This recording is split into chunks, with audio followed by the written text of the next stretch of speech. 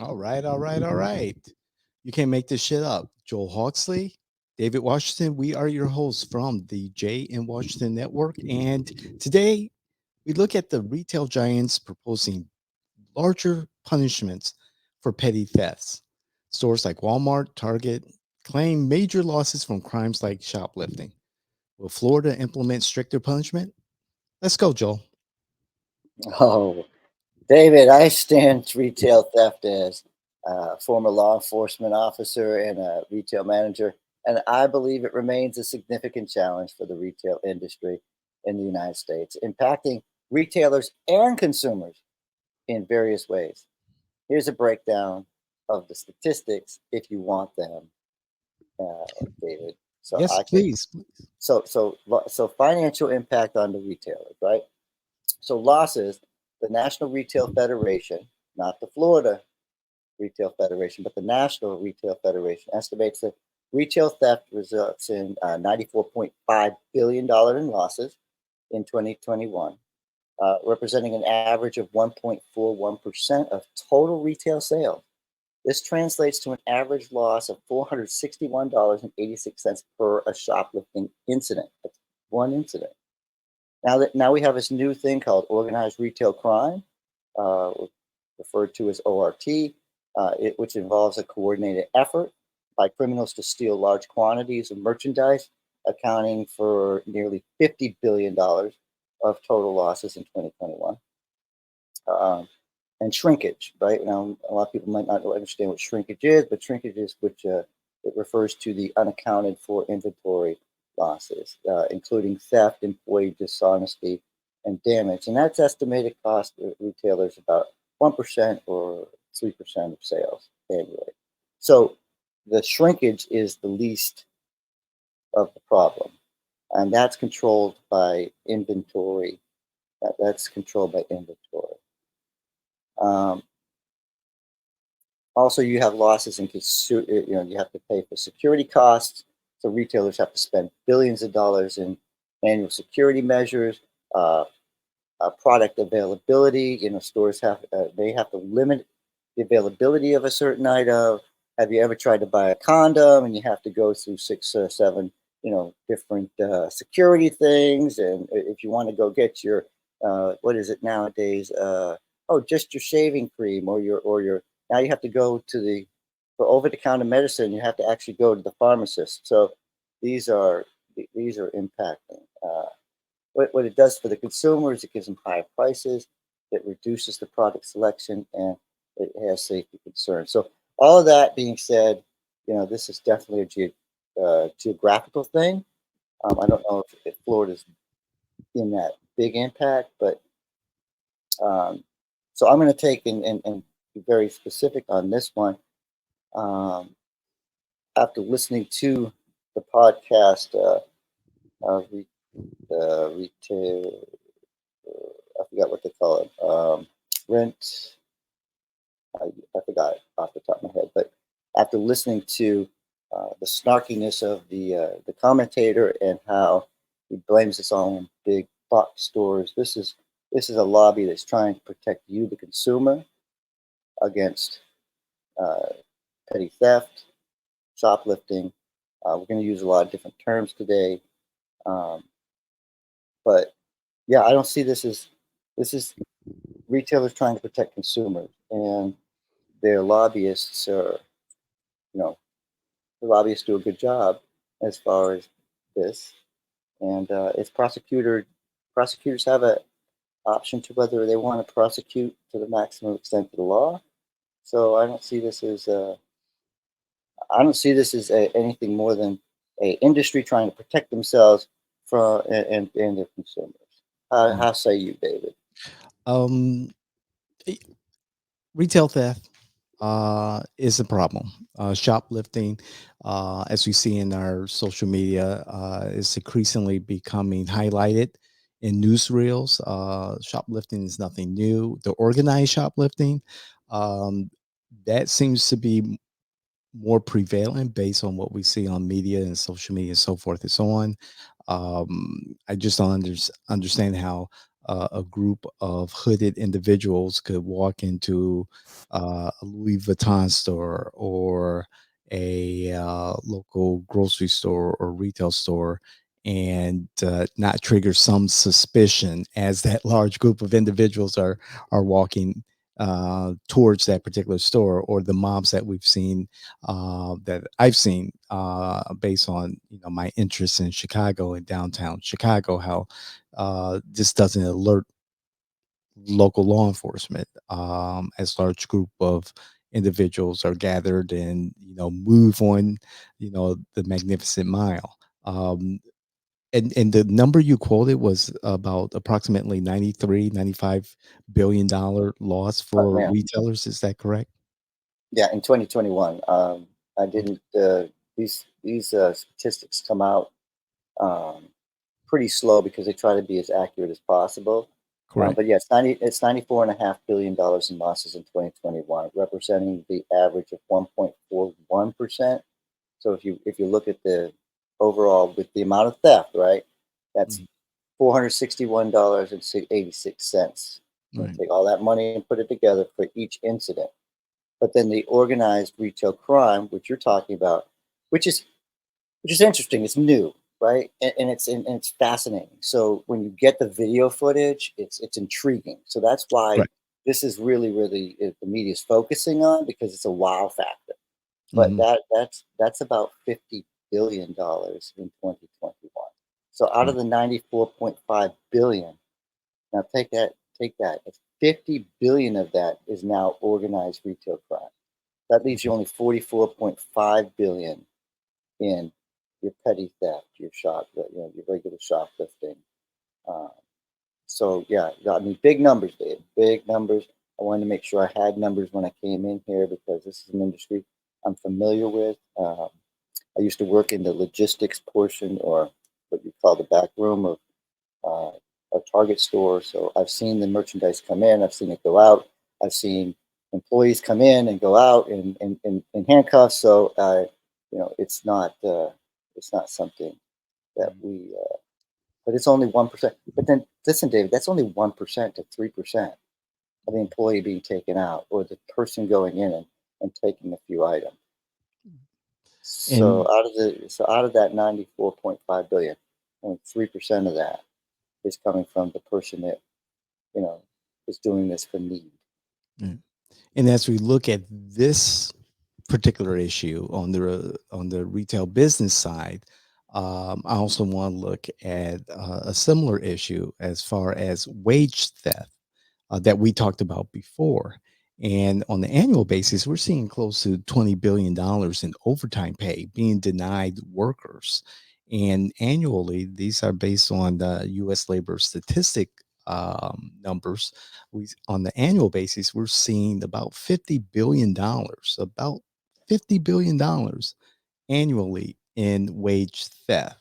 So, if we're going to have this conversation about retail theft and organized shoplifting, let's also continue this conversation about wage theft and how that should be addressed.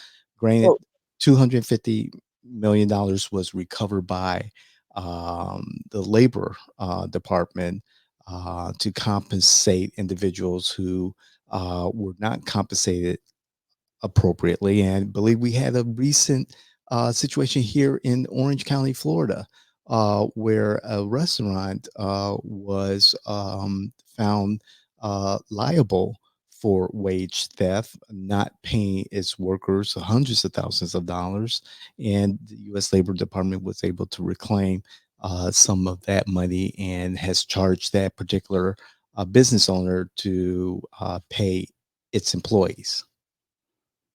you're talking now. Now we're going outside of what the topic is, but how much is that in retail? So how much would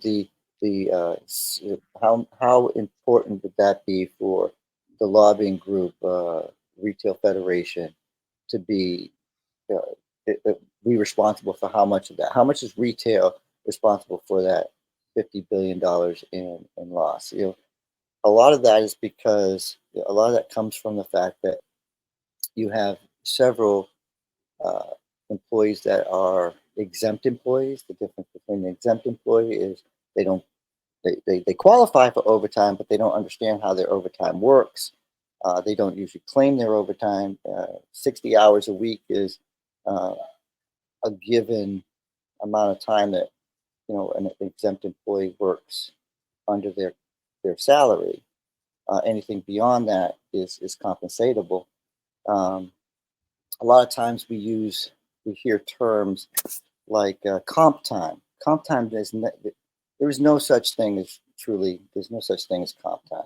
Comp time just means I don't want to pay you. Can you make me a deal? So when you hear the term comp time, it's simply a a key word to say, hey, I can't afford to put you on overtime because I'm restricted to how much overtime hours. Can I get you to do X, Y, and Z, and I'll just give you a day off? Right. No, that's not compensated time. We didn't make anything. The company made the game, and so yeah, I do agree in the losses, but I don't believe that the industry, the retail industry specifically, unless you want to wrap in you want to wrap in the restaurants and where these low paid employees or Sure. uh, the wages, I forget the term for it, but a waiter doesn't get a full paycheck, right? Well, They, right. they, they don't get a full paycheck because there's uh, something about the gratuity they play into it. So I just say, hey, pay them, pay them what the minimum wage or whatever, and get rid of that altogether. But that's a different thing. But yes, those losses are incredible to employees, and they shouldn't happen. Um, but the lobbyist group is trying to protect their consumer from higher prices, and I I think that when we address some of the things like uh, we're going to see, like there's a really good bill, and it was mentioned it was mentioned by this podcast that you referenced in our show notes. Um, it's occupational licensing is a whole issue in itself. Um, and we have a barber bill, which is coming up. And it was presented in 2022. It's had bipartisan support. Um, it's been targeted as, it's been said that it was targeted by the Florida Retail Federation because they lobby for some of these cosmetology schools. I looked deeper into that. I could not find them as a recipient, Hmm. or and I think the reason it was said that they secretly did this was because there is absolutely there's no paper trail to say that they lobbied on this particular issue. However, they do lobby they do lobby uh, several bills that this may have been in the discussion. So I understand where that comes from. But this would take a barber who's licensed, has his own shop, can take on an apprentice type deal where the person has gotten training or isn't fully licensed but won't be able to use the chemicals and other things. Uh, Bring them on and you know, save that person from the licensing fees until they're ready to be able to pay for them. Good bill. I agree. It's a good bill. Um, I see that should be passable in this next legislation session. Um, to go back to what you're saying about the topic of this particular broadcast, in that $95 billion number by the National Retailers Retail Federation. Hmm. As you were talking, I was looking back on trying to find some stats in regards to retail wage theft numbers, and I came across a an article from the Guardian about published about 7 days ago, and it's titled "Retail U.S. Retail Group Retracts Claim That Half of the $94.5 billion inventory loss was from theft."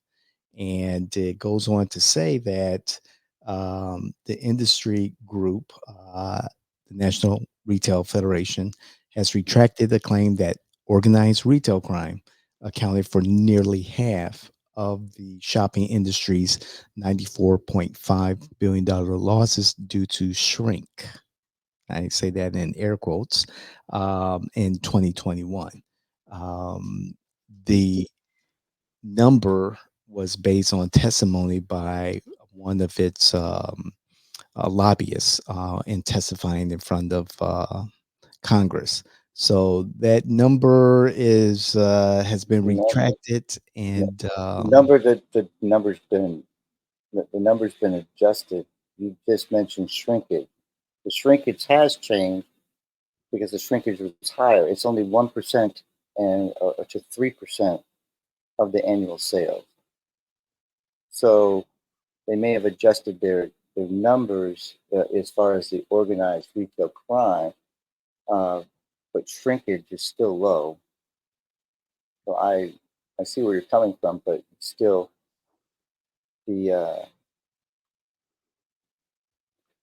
you said shrinkage, right? right, So the retail. shrinkage is The shrinkage. category includes retail theft, and other things that are notoriously difficult to track, like employee theft, shoplifting, administrative or cashier error, and damage and vendor fraud. Right, but that's shrinkage. And shrinkage is the lowest of their report. So I mean, the numbers can be adjusted, but still, it They're what just we're talking they're about right now, downplaying their statement about organized shoplifting. right? That's Because what they're right, saying. They're and downplaying that's it. what right, and that's what I said. And I Right. said to you that it's the newest trend, and people are paying attention to it, and it's a higher dollar amount because it's from a more uh, a more affluent. I think I'm going to get the right word. Affluent areas, right? You just told me, to the audience that this is Louis Vuittons, and this is like these are big retail stores, right? These are big ticket items. Is where we're getting at. Is it really a huge, impact? Is it 50%? Hell no, it's probably not 50%, but it's what people are watching right now. So yeah, the number could be exponentially increased because of what we're and hey, we're seeing it. It's got to be a higher number. So It's just uh, we all know it's costing the consumers, and with the concerns about inflation and everything else that goes along with that, folks are concerned about how far their dollar goes when they're shopping. right, and one of the things that we're talking about with the Florida Federation is they're trying to if they're trying to stiffen penalties, right? If they're trying to say, hey, shoplifting is an issue. Let's take some of these arbitrary numbers off of these things, and we're now debating terminology, right? What's a petty theft? You got retail theft versus shoplifting. What's the difference? There really is no difference. Um, when you get into it, you can get into what's retail theft versus shoplifting versus petty theft. Each one has its own thing. Now we're talking about some have dollar amounts that um, the legislature brought down the number to $300 when they did a reform on uh, judicial punishments, and then they 2 years later 2 years later, they bring it back. They bring it up to 750, right? So arbitrary numbers. But what I think we're overlooking here in is how difficult it is to be charged with retail theft. Okay, and this is this is where it gets really hairy. People are thinking, oh, they want to go after the person that's economically strapped. This is not good. All crime, all crime that ends up in jail uh, is economically that's economically driven is ridiculous. You can't put somebody in prison because they owe you money. You need to let them make money so they can pay you back, right? But we're talking about